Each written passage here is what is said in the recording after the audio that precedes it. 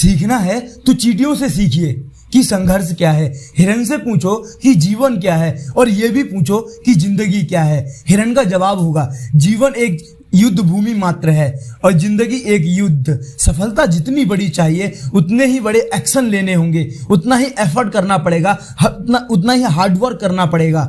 और दुनिया वालों की द्वारा दी गई सलाह से बचें, उन सलाह से जो आपके लक्ष्य को दिशा नहीं देती बल्कि उससे भटकाने का काम करती है। देखिए, जो प्लान आपके दिमाग में है उसे कोई और नहीं समझ सकता, कोई और एक्सप्लेन नहीं कर सकता। पहले आपको यह बात समझनी होगी, ये बात पहले आपको समझनी होगी कि लोग अपनी सलाह दे सकते हैं। आपका प्लान उनके समझ में नहीं आया, उनकी समझ से बाहर है, तो वो आपको आपके लक्ष्य से भटका देंगे और आपको एडवाइस देकर आपको डिस्ट्रैक्ट कर देंगे। मैं आर.के. शर्मा, मोटिवेशन स्पीकर में आपका प्रेम पूर्वक स्वागत करता हूं। आज मैं आपको बताऊंगा कि एक छोटे से गैराज से शुरू हुआ सफर वर्ल्ड टॉप पर कैसे पहुंचा। Jeff Bezos. जीतना आसान होता है तब जब एक व्यक्ति प्लान को आकार देना स्टार्ट करता है, उसका नक्शा तैयार करता है, खुद के द्वारा लिया गया डिसीजन को सही साबित करता है, अपने टारगेट को पूरा करने के लिए ना केवल सपना देखता है बल्कि उसका हर एक कदम अपने टारगेट की ओर होता है। आपको शायद पता नहीं कि राजा कभी चैन से नहीं सो सकता, क्योंकि राजा ना कि सिर्फ एक परिवार को चलाता है, उसे देश भर के करोड़ों परिवार चलाने होते हैं। इससे एक बात तो समझ आती है कि हर कोई व्यक्ति राजा नहीं बन सकता। इसका मतलब है कि हर कोई व्यक्ति सफल नहीं हो सकता। जेफ बेजोस, जिसने डाइवोर्स सेटलमेंट के समय अपने अमेज़न शेयर में से 25% शेयर अपनी पत्नी को दे दिया। इन्होंने एक स्पेस कंपनी भी स्टार्ट की और उसमें भी सफलता प्राप्त की, जिसका नाम था ब्लू ऑरिजिन स्पेस कंपनी, जो रीयूजेबल रॉकेट बनाती है। एक समय था जब एलोन मस्क ने जेफ बेजोस का मजाक उड़ाते थे, लेकिन सफलता प्राप्त होने के बाद एलोन मस्क को बोलना पड़ा कि मैं जेफ बेजोस का प्लान समझ नहीं पाया, मैं जेफ बेजोस को समझ नहीं। ये जरूरी नहीं जो आज का टॉपर है वो आपके माइंड को पहचान ले, आपके प्लान का जो नक्शा आपने तैयार किया है उस नक्शे को कोई और पढ़ सके। देखिए, एक बात जान लीजिए, आप जो सोच सकते हैं उसे कोई दूसरा सोच सकता है, ये जरूरी तो नहीं। आप जिस फील्ड में जाना चाहते हैं, अगर कोई बोले ये करना तुम्हारे लिए नामुमकिन है तो यकीन मत कर बैठना, क्योंकि अगर प्लान आपका है, गोल आपका है, टारगेट आपका है, डिसीजन आपका है तो उसे पूरी दुनिया ना समझ पाए लेकिन आप समझ सकते हैं। पूरी दुनिया समझे ना समझे लेकिन आप समझ सकते हैं। जैसे कि एडिसन ब्लू, उसने भी यही किया। जब उसने लोगों से कहा कि मैं बिजली से रिचार्ज होने वाली बैटरी बना सकता हूं तो लोगों ने उसकी बात पर यकीन नहीं किया। उसने बोला कि मैं इलेक्ट्रिक लाइट मतलब कि बिजली से जलने वाला बल्ब बना सकता हूं, आजकल मैं उसी पर काम कर रहा हूं।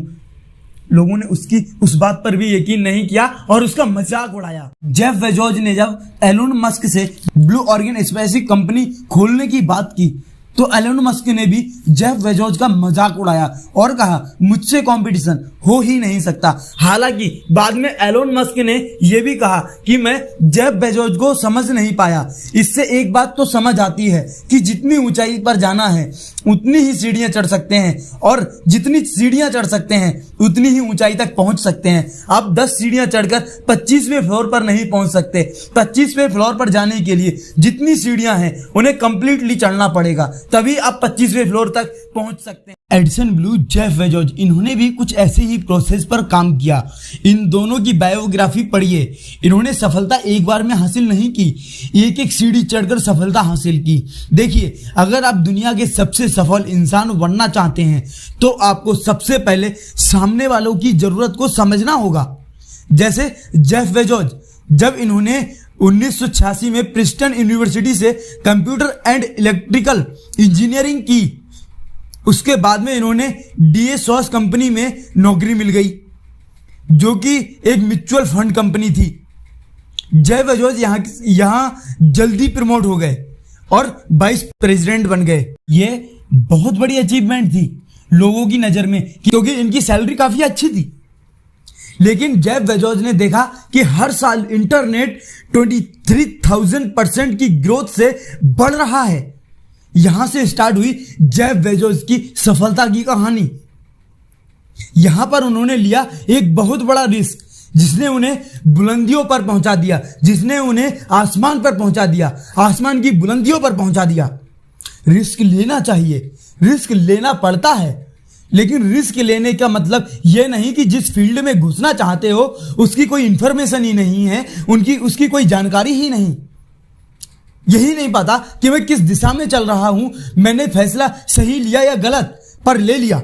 भगवान जाने क्या होगा, अब उसकी मर्जी। मैं जो कर सकता था कर दिया, अब किस्मत जाने, भाग का लेखा कोई मिटा नहीं सकता। तो ये सब सोचने से पहले ये भी सोच लिया करो, क्या पता भाग्य में ज्यादा मेहनत करने पर बड़ी सफलता लिखी हो। भाग्य कह रहा हो और मेहनत कर, खुद को और तपा, ताकि मैं तुझे कोहिनूर बना सकूं। और आप आधे रास्ते में जाकर रुक जाओ और कह दो मेरी किस्मत में ये सफलता ही नहीं, आगे रास्ता बंद है, पहाड़ है, मैं इसे पार ही नहीं कर सकता, और अब वापस लौट जाओ। जबकि केवल 10 किलोमीटर चढ़ाई और चढ़ने के बाद आपकी मंजिल आपके पास होती, जो कि पहाड़ की चोटी पर होती, जहां से आपको दूर दूर तक दिखाई देता। आपकी मंजिल तो आपको मिल ही जाती, साथ में वहां से मनोहर दृश्य दिखता, एक्स्ट्रा बोनस भी मिलता। एक्स्ट्रा बोनस में मिलता आपको ये कि जब तक आप उस मंजिल तक पहुंचते तब तक आप पूरी दुनिया में छा चुके होते। जेफ बेजोस ने जब देखा कि इंटरनेट 23,000% पर ईयर की ग्रोथ पर है, तब उनके दिमाग में एक प्लान आया कि क्यों ना मैं किसी प्रोडक्ट को कस्टमर के घर तक कम समय में सही दाम में पहुंचाऊं। क्या कम समय में सही दाम में कस्टमर के घर तक पहुंचाऊं। वो समझ चुके थे कि दुनिया जिस इंटरनेट का उपयोग करने लगी है, आने वाला समय टोटली डिजिटल होने वाला है। साथ ही उन्होंने एक पॉजिटिविटी ये भी रखी कि अगर मैं इस कंपनी को रन करने में असफल रहा तो मुझे कोई दुख नहीं होगा, क्योंकि जब मैं 80 साल का बूढ़ा व्यक्ति हो जाऊंगा तब मैं ये सोचूंगा कि मैंने एक कंपनी को रन करने की कोशिश की, तो मुझे खुशी होगी कि मैंने स्टार्टअप तो किया, मैंने कुछ करने की कोशिश तो की। ऐसा नहीं है कि इनके आगे रिजेक्शन नहीं आई। जब इन्होंने अपनी जॉब छोड़ने का प्रस्ताव अपनी फैमिली के सामने रखा और इनके पिता ने भी इन्हें जॉब छोड़ने से इनकार कर दिया, इनके बॉस ने भी इनको कहा कि इतनी अच्छी जॉब छोड़कर एक कंपनी को रन करना कुछ ठीक नहीं लगता, ये आइडिया। क्या एक अच्छी जॉब छोड़कर एक कंपनी को रन करना आइडिया ठीक नहीं लगता। लेकिन इनकी पत्नी ने कहा अगर आप जॉब छोड़ना चाहते हैं तो मुझे कोई प्रॉब्लम नहीं है, मुझे कोई ऐतराज नहीं, आप जॉब छोड़ सकते हैं, मैं आपका साथ दूंगी। क्या मैं आपका साथ दूंगी। और इसके बाद इन्होंने सबसे पहले 20 प्रोडक्ट की लिस्ट तैयार की। क्या 20 प्रोडक्ट की लिस्ट तैयार की इन्होंने, उसमें बुक भी ऐड की। क्या बुक, जबकि एक ही बुक स्टोर पर अलग अलग कैटेगरीज की बुक्स का मिलना आसान नहीं था। वहीं जेफ बेजोस ज्यादातर बुक्स के कैटलॉग्स रखते थे और इन्हें अपने वेबसाइट पर अपलोड करते थे, और जब कोई कस्टमर उस बुक को ऑर्डर करता तभी ये उन बुक्स को ऑर्डर करते। क्या जब कोई कस्टमर इनकी बुक्स को, तभी ये उस बुक्स को ऑर्डर करते। ये इनकी खासियत। जब दुनिया भर के सारे लोग इनके बुक स्टोर की तारीफ कर रही थी, तब वो एक और नया प्लान तैयार कर रहे थे। उनके दिमाग में चल रहा था कि दुनिया भर के सारे प्रोडक्ट अमेज़न की साइट पर कैसे लाए जाएं। और फिर इन्होंने अदर प्रोडक्ट को भी अपनी साइट पर अपलोड करना स्टार्ट कर दिया, जैसे कि teddy bear, video game, smartphone, washing machine, etcetera. इस तरह से बना अमेज़न दुनिया का सबसे बेस्ट प्रोडक्ट सेलिंग प्लेटफॉर्म। और वहां पर भी शांत नहीं हुए। जेफ इन्होंने और भी प्रोडक्ट लॉन्च किए, जिनमें कुछ Amazon prime, ring camera, blue origin spaceship rocket जो कि रीयूजेबल रॉकेट बनाती है, और भी कुछ प्रोडक्ट। माना कि प्रॉब्लम ज्यादा है, मनी जेब में नहीं है, माना कि समय नहीं है, लेकिन एक बात बताइए कि समय किसके पास नहीं है।